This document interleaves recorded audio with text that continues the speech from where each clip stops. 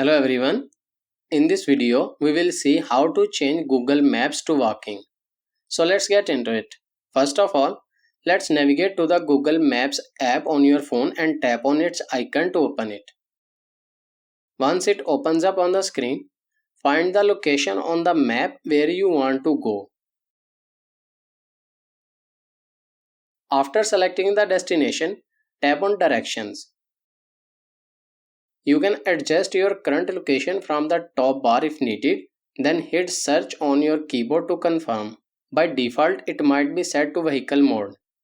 To switch to walking mode, select the walking icon, usually the last one in the options. Now the map will display a different route with dotted lines along with the distance and total time to reach your destination by walking. And that's it. This is how you can switch Google Maps to walking mode. I hope this video is helpful for you. For more information, please subscribe our YouTube channel and thank you for watching.